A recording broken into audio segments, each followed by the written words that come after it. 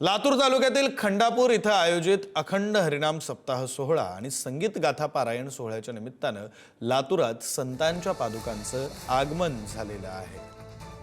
संत ज्ञानेश्वर माऊली, संत तुकाराम महाराज, संत नामदेव महाराज आणि संत जनाबाई यांच्या पादुकांचं लातूरात आगमन झाल्यानंतर लातूरचं ग्रामदैवत श्री सिद्धेश्वर मंदिर इथून 12 किलोमीटर अंतरावर असलेल्या खंडापूर येथील सप्ताह स्थळापर्यंत दिंडी सोहळा निघाला। या दिंडीमध्ये हजारो भाविक सहभागी झाले होते।